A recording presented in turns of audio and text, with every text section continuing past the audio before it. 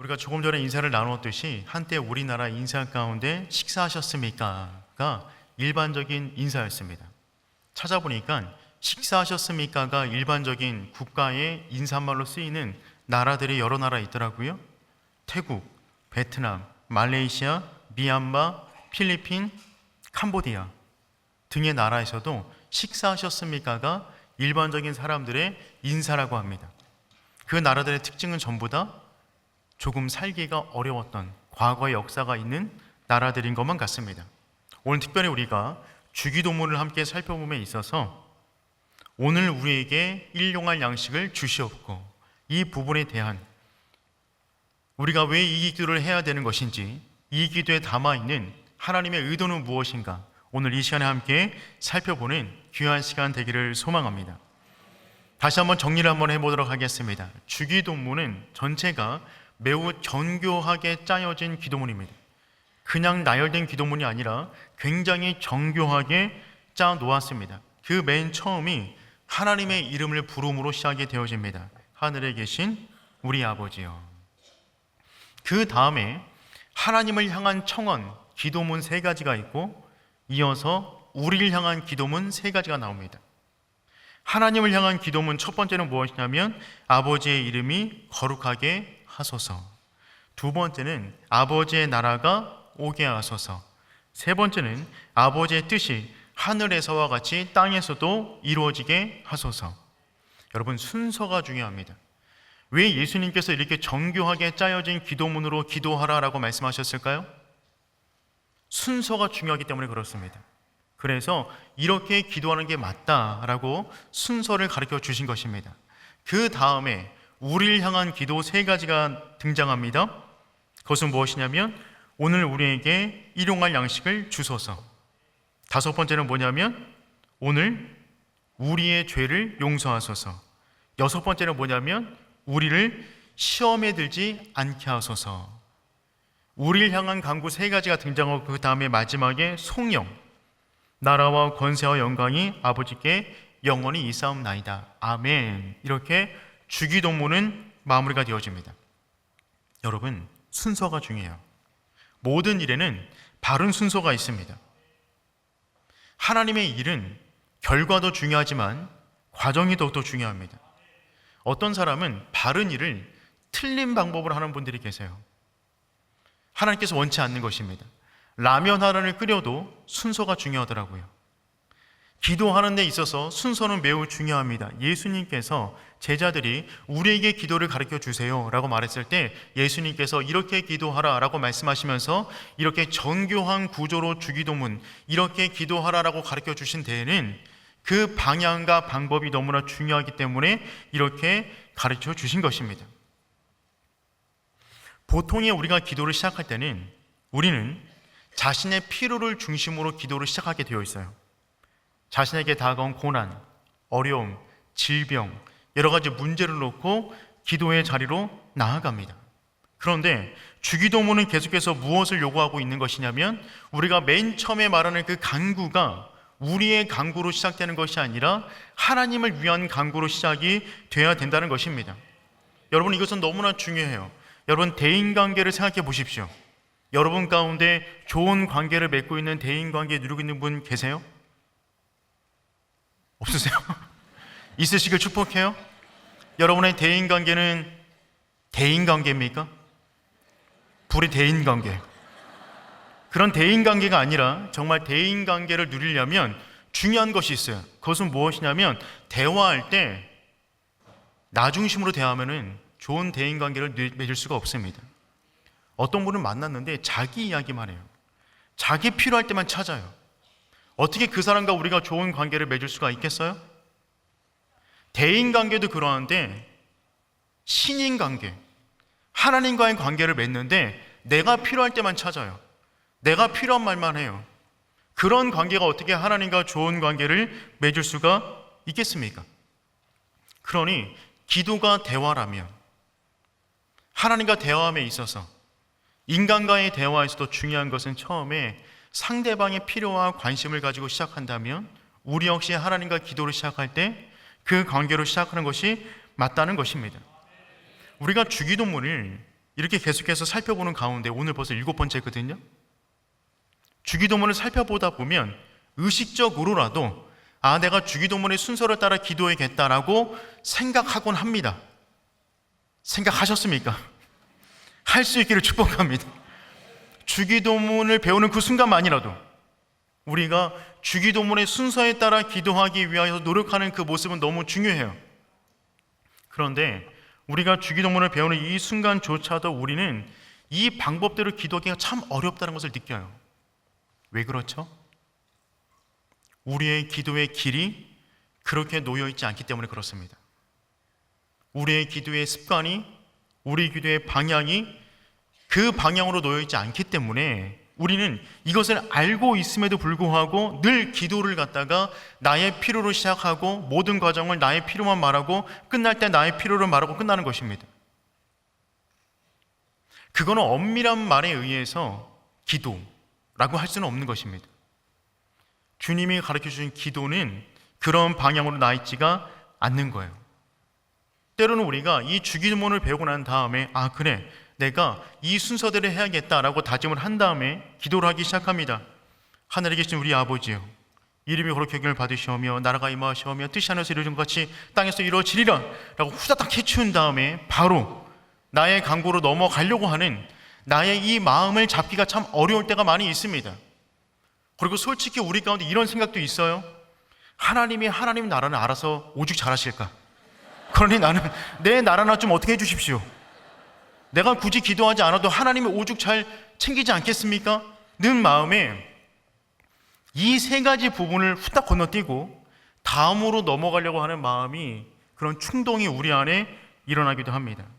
하지만 여러분, 이 기도의 순서는 너무나 중요해요. 왜냐하면 결국 우리의 기도, 우리의 일용할 양식을 위한 기도, 우리의 죄 사함을 위한 기도, 우리의 시험을 위한 기도가 응답되었을 때 결국 우리가 결과적으로 바라는 기도의 목표, 내 삶의 목표는 무엇이겠어요? 하나님 나라 위에 살아가는 것입니다. 기도의 목표 자체가, 우리가 간구하는 그 모든 기도 제목의 목표 자체가 하나님의 나라와 이름과 뜻을 위한 간구라면, 우리의 신앙이 성장하면 성장할수록, 우리가 하나님과 친밀하면 친밀할수록 우리의 필요를 간구했던 그 기도 제목은 뒤로 밀려날 수밖에 없습니다. 바로 목적으로 나가는 거죠. 우리의 어떤 수단을 통하여 하나님의 목적으로 가는 것이 아니라 우리의 목적부터 말하고 그 목적을 이루기 위한 수단들을 나열하는 것입니다. 같은 기도를 하는 것이지만 믿음이 성장할수록 하나님을 위한 간구가 앞으로 나올 수밖에 없어요. 그러니 사랑하는 성도 여러분, 불편하더라도 익숙해지기까지 우리의 기도의 길을 주기도문의 순서에 따라 낼 수 있는, 그것이 편안한, 전혀 이상하지 않은 하나님의 성도 제자 되기를 축복합니다. 너무나 감사한 것은 무엇이냐면요, 그 방향만 맞아도 응답해 주신다는 거예요.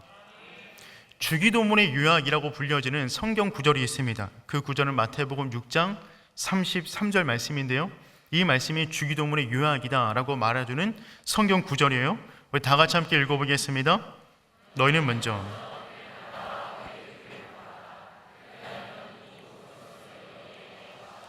아멘. 여러분, 이 구절을 보세요. 우리가 다 알고 있는 구절이죠. 너희는 먼저 그의 나라와 그의 의를 구하라. 그리하면 이 모든 것을 너희에게 더하시리라 입니다. 그런데 앞에 있는 너희는 먼저 그의 나라와 그의 의를 구하라, 이것을 주기도문으로 말하면 어떤 구절이 되는 거죠? 위에서 말했던 하나님을 향한 청원 세 가지가 되는 것입니다. 하나님의 이름, 하나님의 나라, 하나님의 뜻을 구하는 것이 먼저 그의 나라와 그의 의를 구하는 기도예요. 그리하면 이 모든 것을 더하시리라. 이 모든 것은 뭘 말하는 것이냐면 주기도문에서 우리를 위한 간구로 나오는 뒤에 세 가지를 말하는 것입니다. 그 내용은 우리의 양식, 우리의 용서, 죄, 우리의 시험, 악과 관련된 모든 부분을 더하여 주시리라 라고 말씀하시는 것이죠. 그러니 여러분, 하나님은 항상, 예수님은 항상, 성령님은 항상 기도를 말씀하실 때마다 이와 같은 순서와 방향으로 말씀하신다는 것입니다. 그런데 이 말씀을 가만히 보세요. 너희는 먼저 그의 나라와 그의 의를 구하라. 그리하면 이 모든 것을 너희에게 더하시리라. 성경 구절에 혹시 이렇게 되어 있나요? 너희는 먼저 그의 나라와 그의 의를 완성하라. 그의 일을 완벽하게 해내라. 그리하면 이 모든 것을 너희에게 더하시리라. 이렇게 되어 있나요? 그렇지가 않아요. 어떻게 되어 있어요?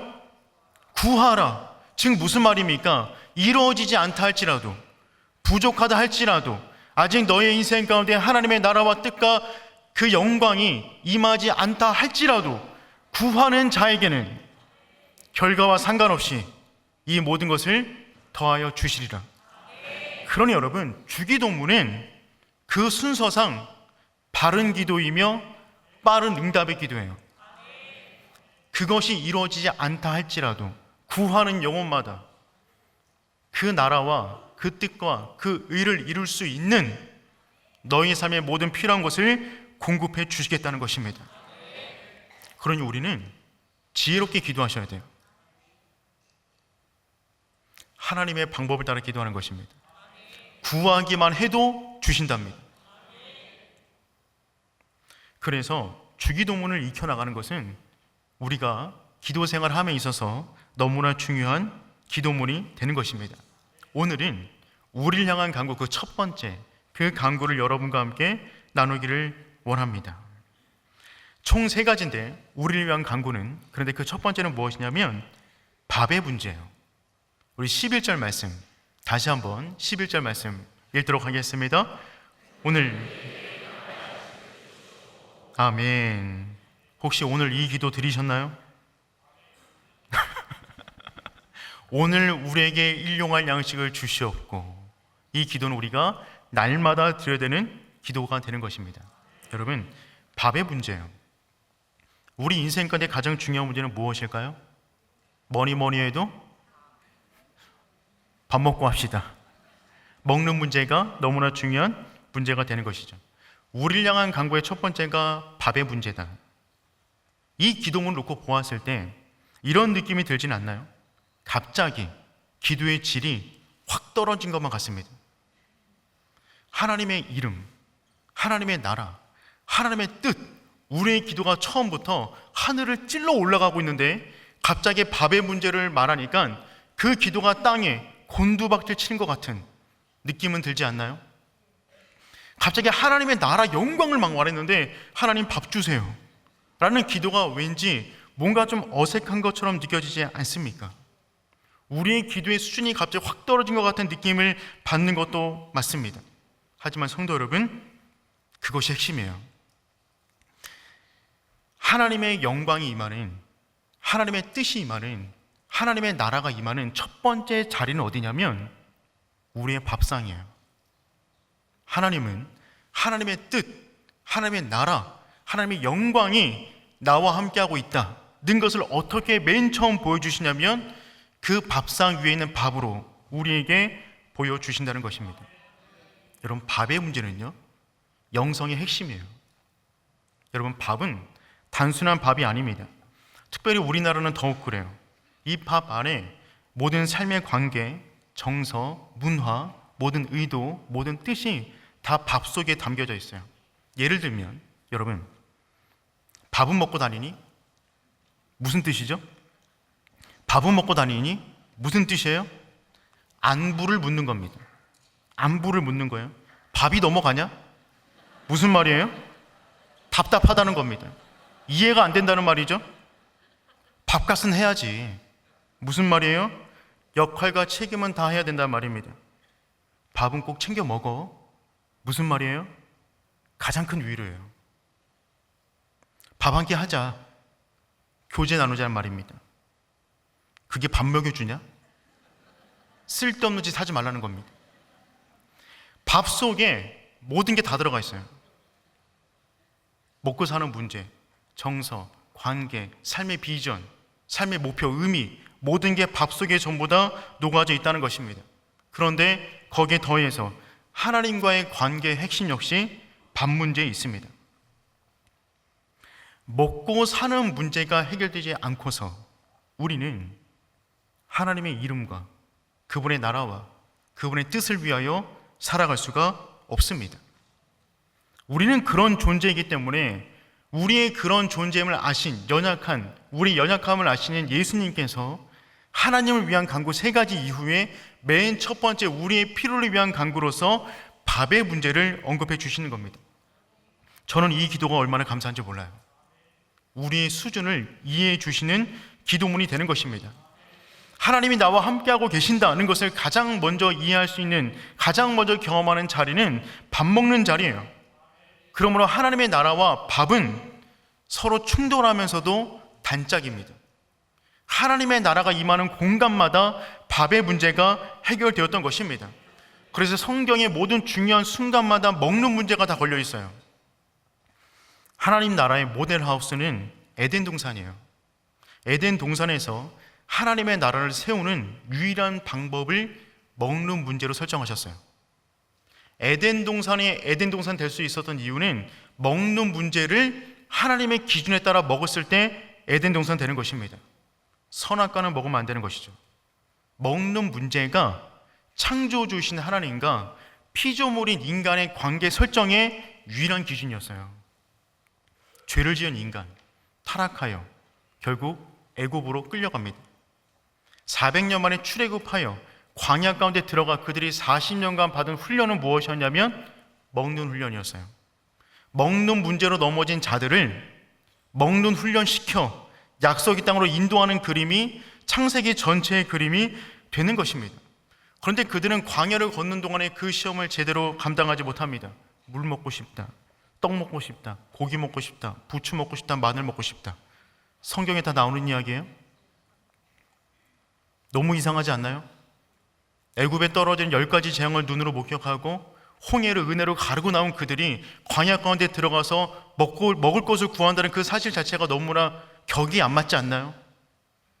그런데 그것이 인간입니다. 그게 사람이에요. 먹는 문제가 해결되지 않으면 가나안 땅도 들어가고 싶지가 않아요. 약속의 땅도 필요 없어요. 그게 우리라는 말입니다.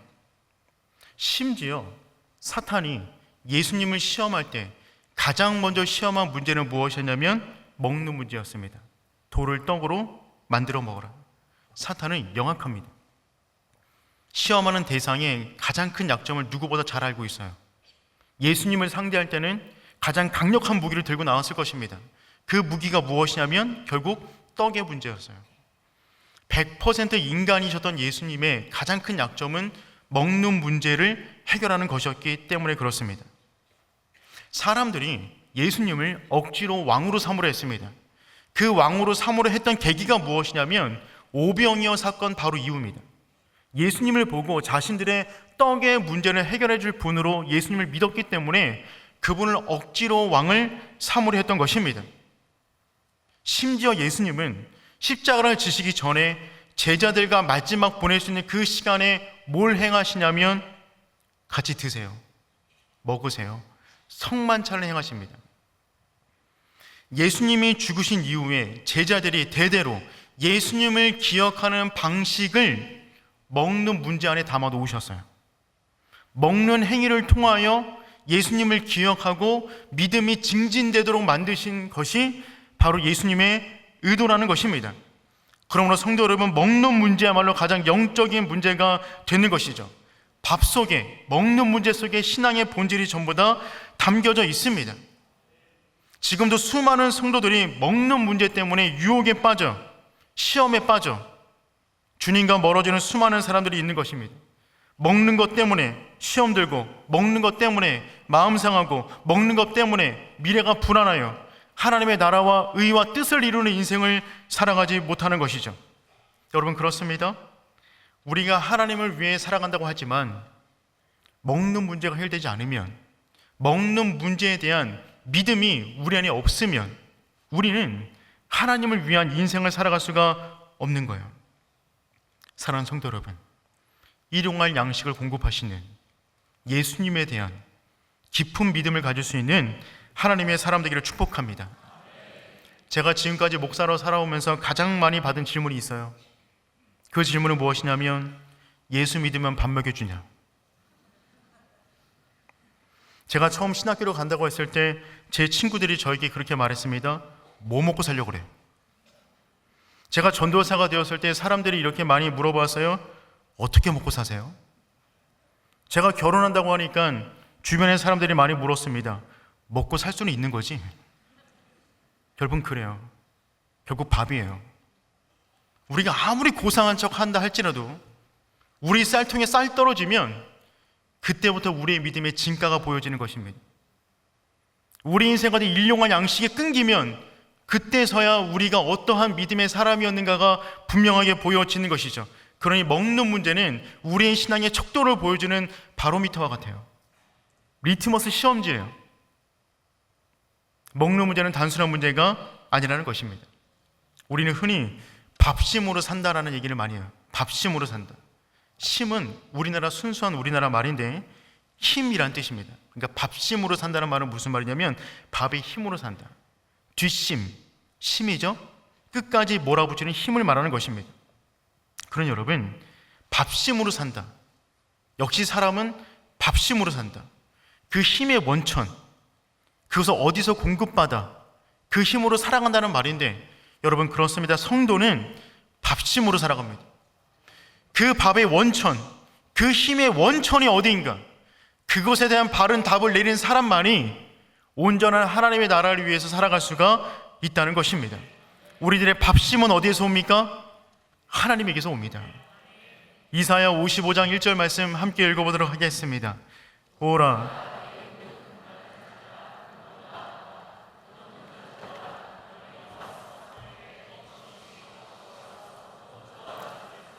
아멘. 오라 너희 모든 목마른 자들아.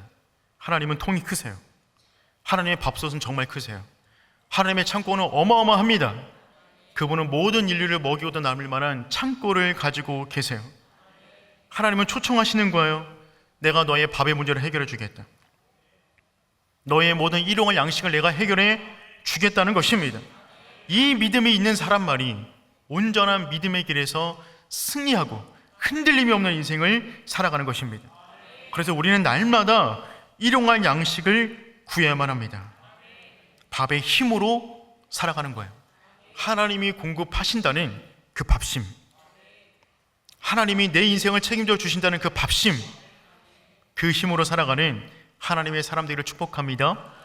그렇다면 본격적으로 이제 이 한 구절 속으로 들어가 보도록 하겠습니다. 오늘 우리에게 일용할 양식을 주세요 라고 말하는데, 그 오늘은 언제일까요? 양식을 위한 기도의 첫 출발은 때를 말하고 있어요. 오늘. 그렇다면 오늘은 언제를 말하는 것일까요? 역사적으로 오늘에 대한 여러 가지 많은 해석이 있는데, 대표적으로 두 가지는 무엇이냐면 그냥 말하는 오늘입니다. 오늘 하루를 살아갈 양식을 나에게 주십시오 라고 간구하는 것입니다. 그러니 오늘 살아갈 양식에 위한 기도를 드렸으면 내일은 또 어떤 기도를 하셔야겠어요? 오늘을 위한 기도를 하셔야죠. 그러니 여러분이 주기도문을 따라 기도하신다는 말은 무슨 말이냐면 이 기도를 매일 하라는 말입니다. 그런데 오늘, 이 뜻은 또 어떤 뜻이 있냐면, 여러분 성경을 보면 이 오늘에 숫자가 있고 각주 처리를 되어 있는 성경책들이 있어요. 그 밑에 뭐라고 되어 있냐면 오늘에 또는 내일 양식을 이라고 되어 있습니다. 오늘이라는 그 해석 가운데 또 하나는 무엇이냐면 또는 내일을 위한이에요. 그러니까 오늘 우리에게 양식을 주세요 라고 말하는 그 때, 그 시간은 언제냐면 오늘 아니면 내일이 되는 것입니다. 어떤 해석을 택하든지 간에 그 시간은 결코 긴 시간이 아니에요. 오늘 아니면 내일을 위한 식량을 구하는 것입니다. 두 번째, 일용할 양식. 그렇다면 일용할 양식은 얼마만큼의 양식일까요? 오늘 우리에게 일용할 양식을 주시옵고. 일용할이라는 이 단어는 에피우스 오스라는 단어를 쓰고 있는데, 이 단어는 오늘을 위한, 그리고 또 하나는 내일을 위한 이라는 의미를 가지고 있어요. 일용할, 오늘을 위한 혹은 내일을 위한. 그리고 또 하나는 이것은 단순히 날짜가 아니라 그날에 필요한 만큼의 양을 의미하기도 합니다. 오늘 필요한 만큼의 양, 내일 필요한 만큼의 양을 주세요 라고 강구하는 것이죠. 일용이라는 이 단어를 보면 그냥 문자 그대로 하루의 필요를 위한 양식이에요. 하루의 필요 양식을 위한 기도예요. 그러니까 이 기도를 아침에 하면 그날 먹을 양식이 되는 거고요. 이 기도를 잠자기 전에 하면 다음 날을 위한 양식이 되는 것입니다. 그래서 오늘, 일용할 이 뜻이 오늘 혹은 내일이라는 그런 용례가 있는 거예요. 그러면 양식, 여기서 말하는 양식은 무엇일까요? 스테이크를 말하는 건가요? 그런 거 아니죠? 양식은 뭐냐면 알토스라는 단어를 쓰는데 이거는 거친 빵입니다. 주식으로 먹는 빵이에요. 그러니까 우리나라로 말하면 쌀이에요. 쌀.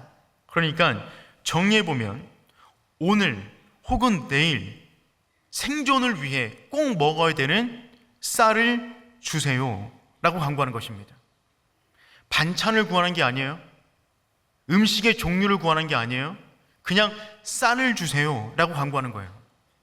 요즘 아이들에게 오늘 집에 쌀 떨어졌다라고 그러면 애들 되게 좋아합니다. 그럼 피자 시켜 먹어요. 근데 지금 그런 얘기 하고 있는 거 아니에요? 쌀이 떨어진 거예요. 그래서 날마다 일용할 양식을 구한다. 이 기도는 무엇이냐면 정말 우리 생존에 필요한 정말 마지막 그것을 지금 강구하라는 것입니다. 그렇다면 성도 여러분, 우리는 여기에서 굉장히 심각한 질문에 봉착하게 됩니다.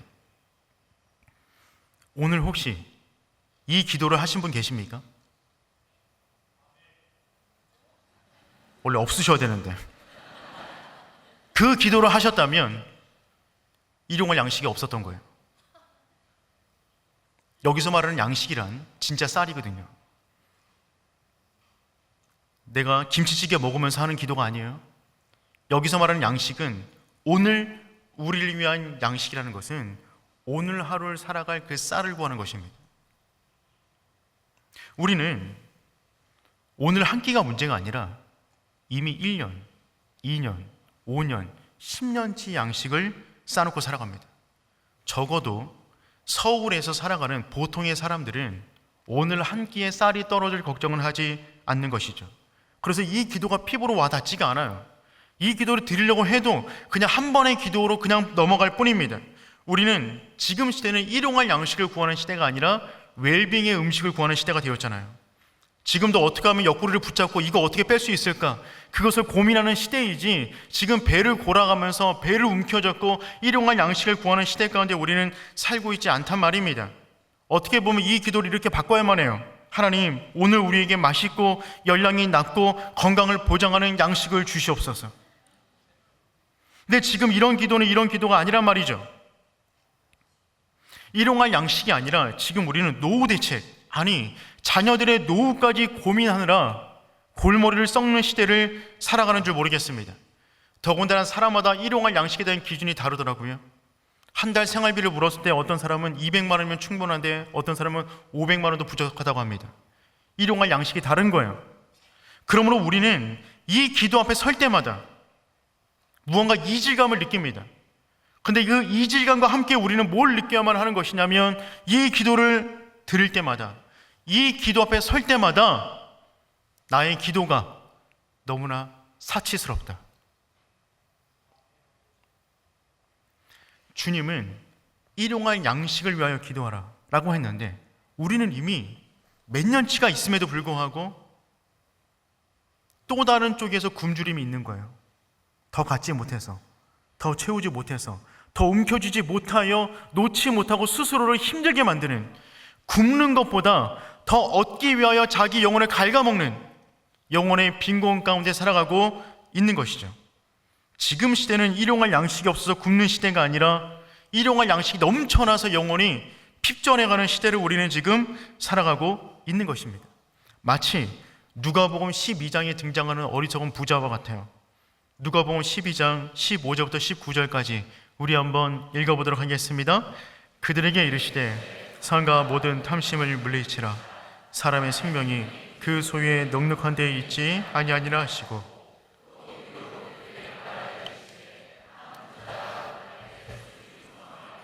심중에 생각하여 이르되 내가 곡식 쌓아둘 곳이 없으니 어찌할까 하고 또 이르되 내가 이렇게 하리라. 내 곡간을 헐고 더 크게 짓고 내 모든 곡식과 물건을 거기 쌓아두리라.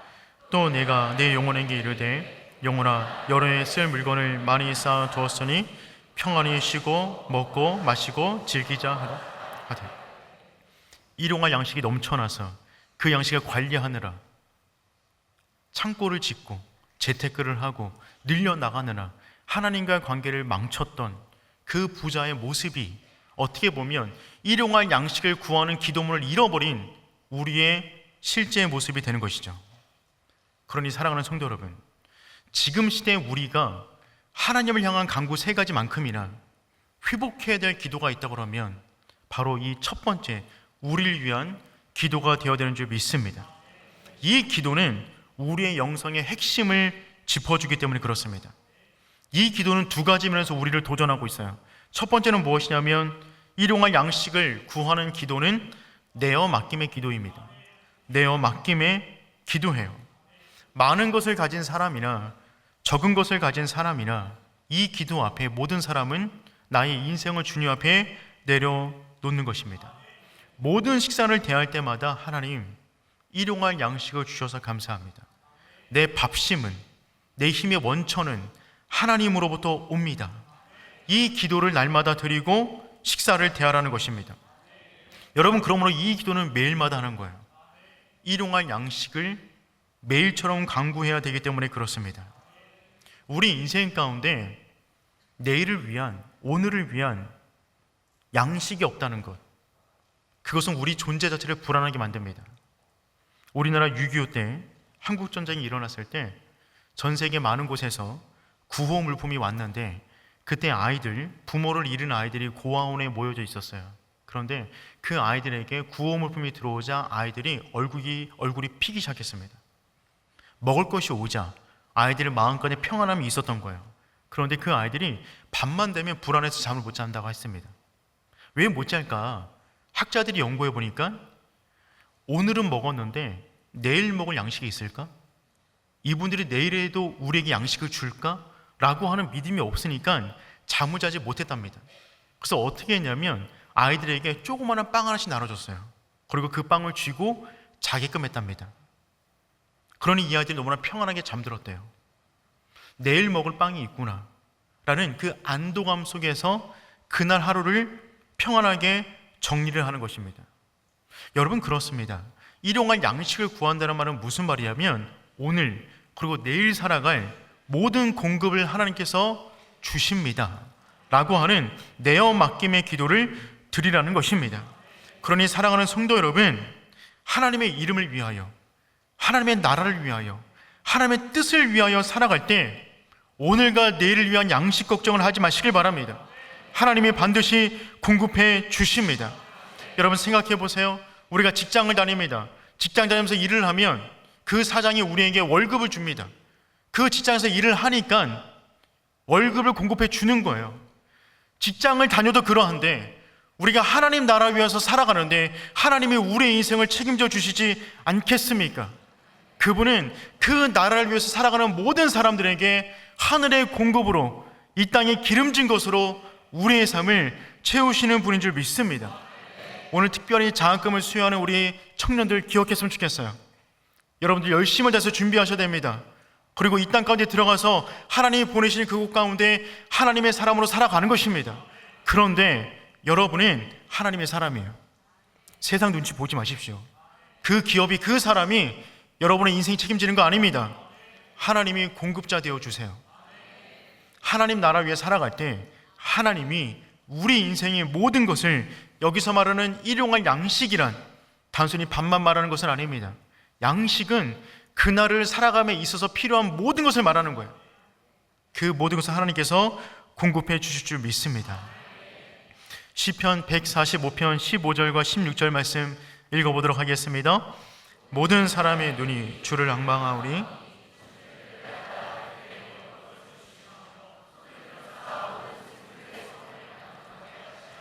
아멘. 하나님은 정말 통이 크세요. 모든 사람의 눈이 주를 앙망하는데 주는 때를 따라 그들에게 먹을 것을 주시며 주님은 때를 따라 일용할 양식을 그들의 인생 가운데 채워주신다는 거예요.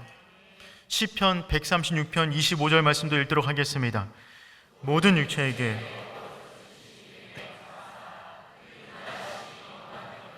아멘. 모든 육체에게 먹을 것을 주실 이에게 감사하라. 하나님의 나라는 모든 사람을 먹일 만큼의 큰 기업이에요. 그리고 하나님은 그 나라의 CEO이십니다. 근데 그분이 인자하기까지 하세요. 주시지 않을 이유가 없습니다. 그 나라를 위하여 기도하고 그 나라를 위하여 살아가는 사람들에게 첫 번째로 공급하신 것이 무엇이냐면 모든 육체에게 먹을 것을 공급해 주신다는 것입니다. 여러분 가만히 생각해 보세요. 나의 믿음이 흔들릴 때가 언제인가요? 내가 하나님의 뜻 가운데 살기를 원하지만 그렇게 잘 살지 못하는 이유는 무엇입니까? 내가 시험에 잘 빠지는 영역은 무엇입니까? 내 안에 불안감이 쌓이는 영역은 어디예요?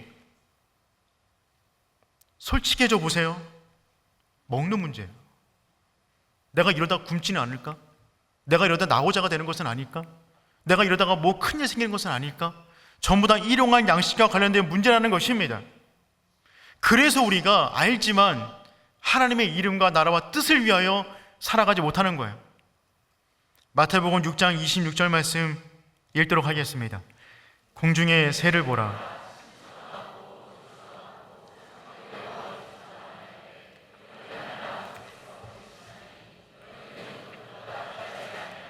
아멘. 너희는 이것들보다 귀하지 아니하냐.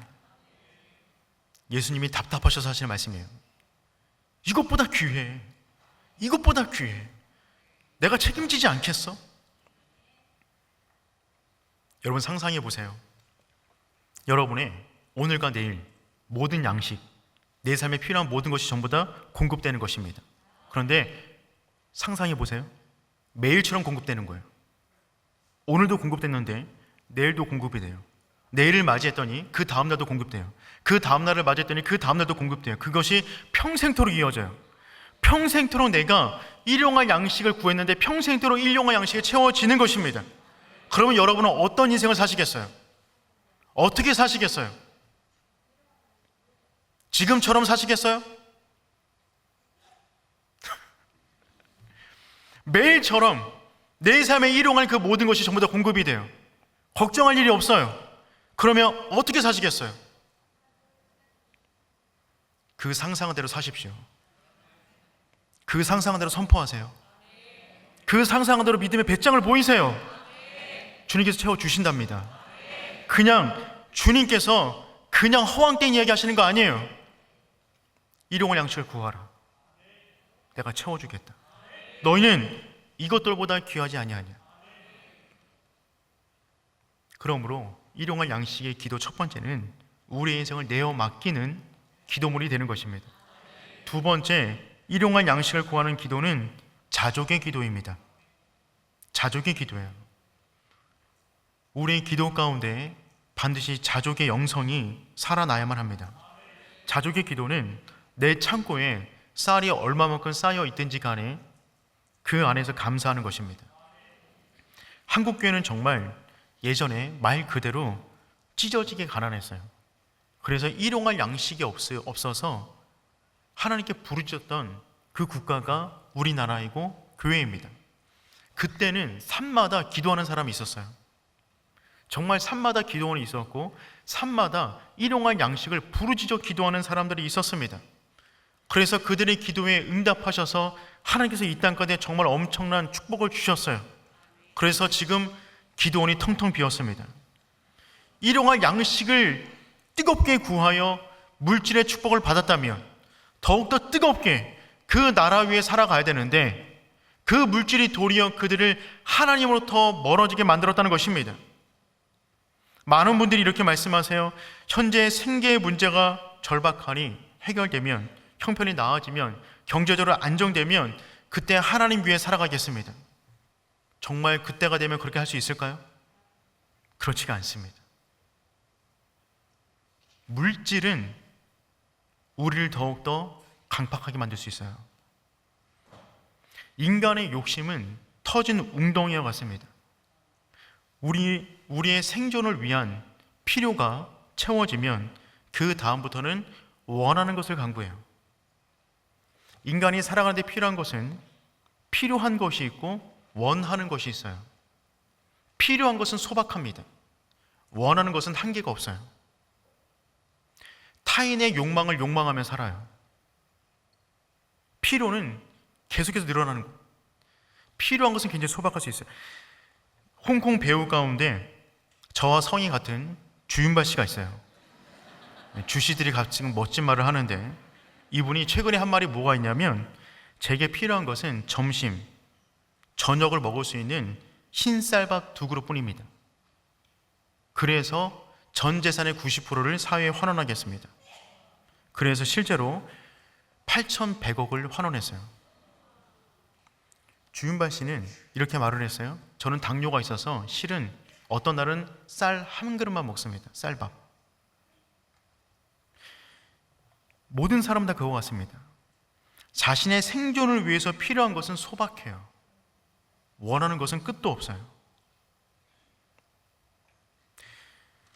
그러니 여러분, 이 기도는 일용할 양식을 구하는 이 기도는 어떤 기도냐면 일용할 것이 채워졌으면 그 양은 사람마다 다를 수 있는데 그 가운데 자족하라는 것입니다.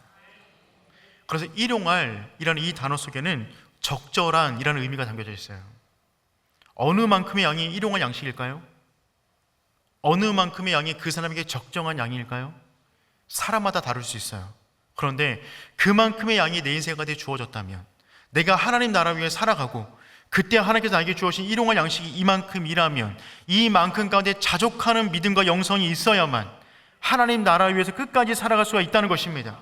자족하지 못하는 영혼은 또 다른 사탄의 먹잇감이 되어 이리 뜯기고 저리 뜯기는 거예요. 그러니 여러분, 일용할 양식을 구하셨다면 그것이 무엇인지 간에 하나님께서 공급하시는 그 부분 가운데 자족하며 살아가는 저와 여러분 되기를 축복합니다. 우리는 솔직히 일용할 양식에 대한 한계를 잘 모릅니다. 저도 잘 모르겠어요. 제 인생을 위한 일용할 양식에 대한 한계를 저도 잘 모르겠어요. 그래서 우리는 이런 기도가 필요한 거예요. 잠언 30장 8절과 9절 말씀 읽어보도록 하겠습니다. 곧 헛된 것과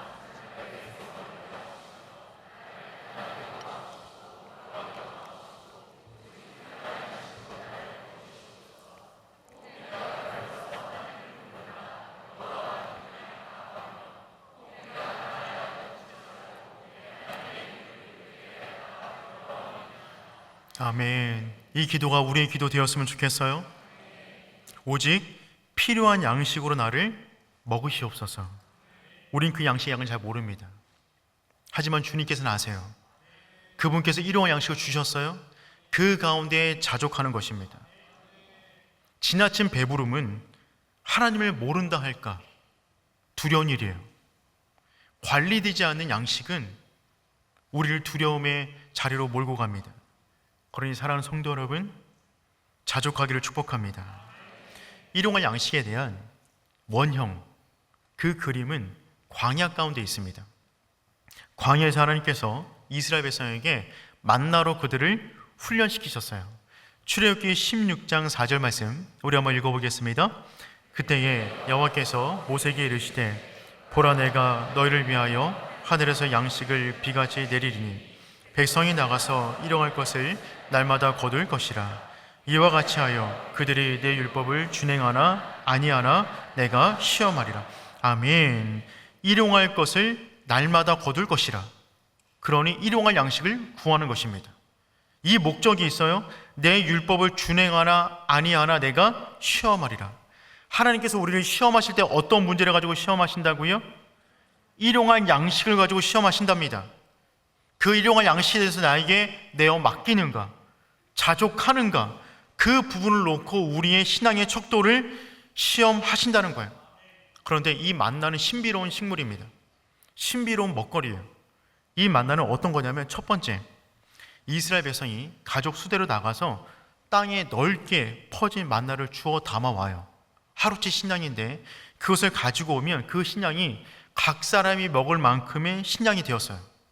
얼마만큼 가져오든지 간에 일용할 양식입니다 라고 가지고 오면 그 양식은 정말 그 가족의 일용할 양식이 되었습니다. 두 번째, 그런데 누군가 이스라엘 백성 가운데 일용할 양식을 거둔 다음에 내일의 양식을 믿지 못하는 거예요.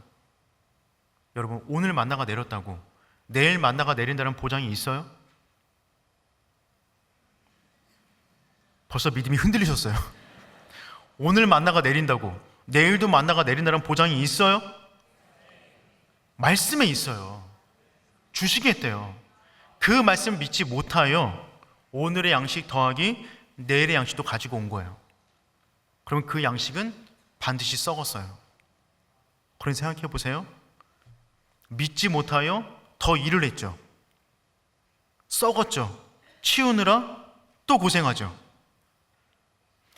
일용할 양식을 믿지 못하여 거둬들인 모든 것은 나의 것이 아니라는 겁니다. 또한 이 만나는요, 안식일 전날에는 2배로 거두게 하셨어요. 안식일에는 만나가 안 내릴 것이니 안식일 전에는 2배로 거둬도 된다는 겁니다. 여러분, 5일 동안 살아온 동안에 내일 거를 거두면 반드시 썩었는데 안식일 전날에 2배로 거두면 썩지 않는다는 보장이 있어요? 말씀에 있어요. 그래서 2배로 거둬들이면 진짜 안 썩었어요. 근데 그 다음날까지 것까지 거두면 반드시 썩었습니다. 그런데 이 만나를 하나님께서 하나님이 너희를 이렇게 인도하셔, 보호하셔 라는 증거로 항아리 속에 만나를 담아 법궤 속에 넣으라고 그랬습니다. 그 법궤 속에 들어간 만나는 40년 동안 썩지 않았어요. 생각해 보세요. 일용할 만나는, 평일의 만나는 다음날 반드시 썩었어요. 안식일 전날의 만나는 다음날까지 유통기간이었어요. 그런데 법궤 속에 들어간 만나는 40년 동안 썩지 않았어요. 같은 물질이에요. 같은 먹거리예요. 그런데 왜 이렇게 요일에 따라서 유통기간이 달라지는 것이죠? 하나님의 말씀의 기준 따라 가는 것입니다. 그러니 이 사인은 지금 우리에게 무엇을 말해주고 있는 것이냐면, 너희가 어떤 양식을 먹든 얼마만큼 양식을 구하든 어떻게 관리하든지 간에 그 모든 근거가 나의 말씀대로 행한다면, 나의 말씀대로 먹거리의 문제를 해결한다면 그 먹거리는 내가 보장한다는 것입니다. 하지만 나의 말씀이 아닌 너의 생각대로 한다면 그것은 썩을 음식이 된다는 거예요. 우린 이것을 기억하셔야 됩니다. 여러분, 하나님께서 원치 않는 재물을 마음껏 쌓았다고 하여서 그 재물이 우리 것 되는 거 아닙니다. 하나님이 주신 것만 우리 거예요. 내가 열심히 일하고 다 다른 데로 갈 수 있어요. 우리 그런 거 많이 보잖아요.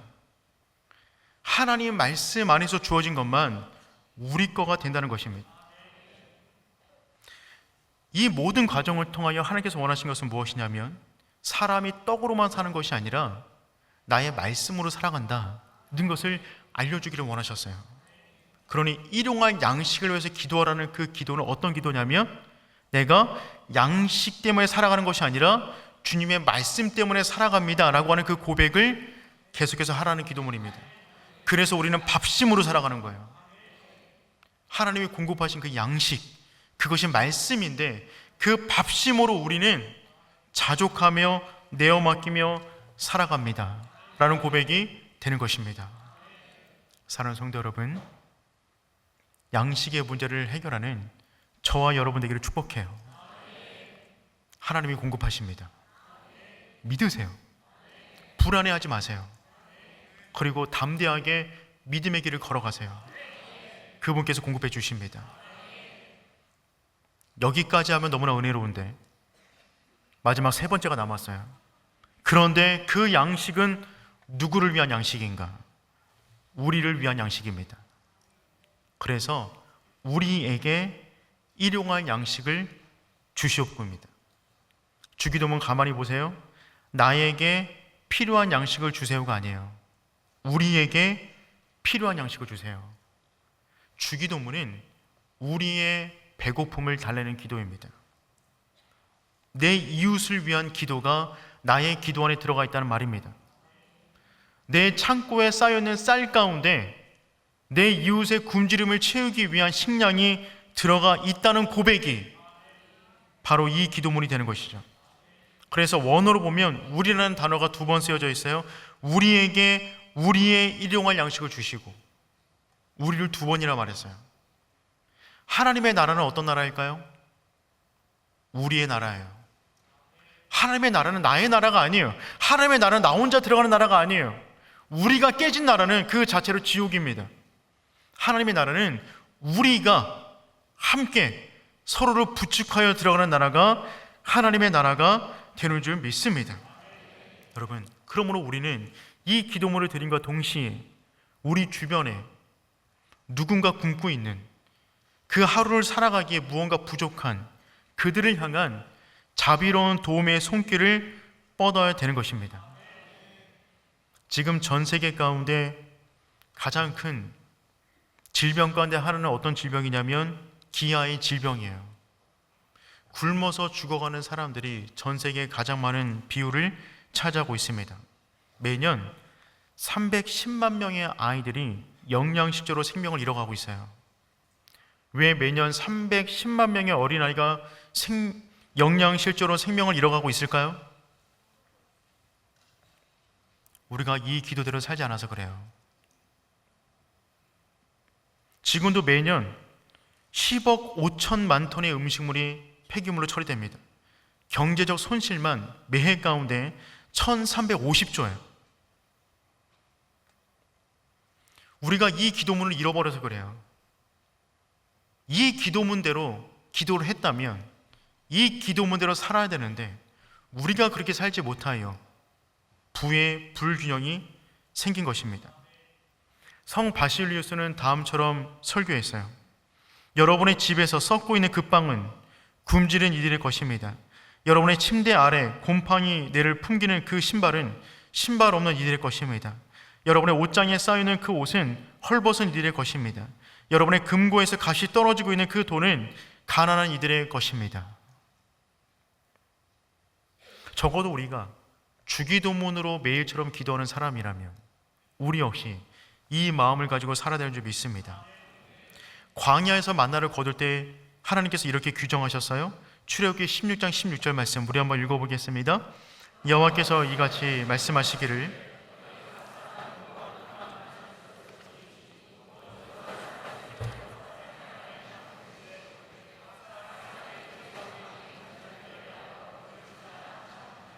아멘. 만나를 거둘 때 어떻게 말씀하셨냐면 각 사람은 그의 장막에 있는 자들을 위하여 거둘지니라.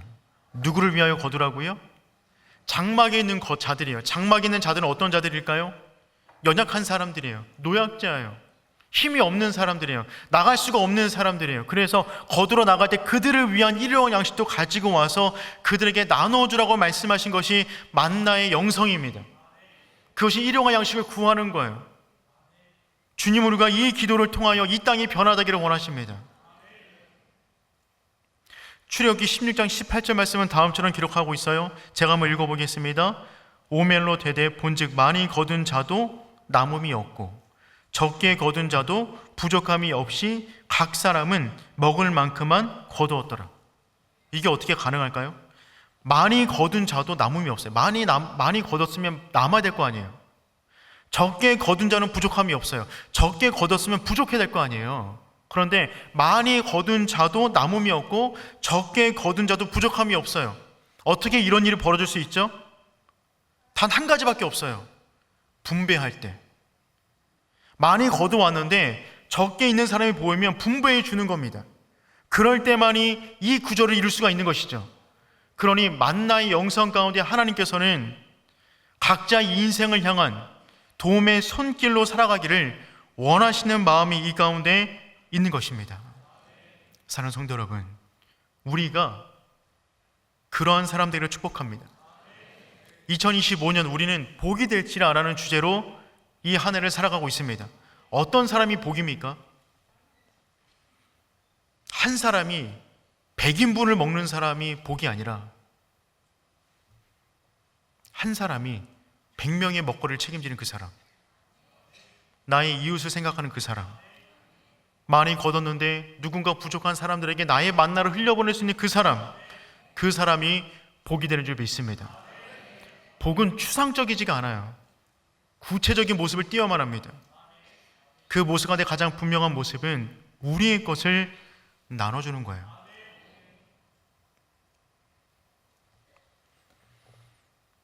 저는 여러분이 소유에 소유당하지 않기를 축복해요.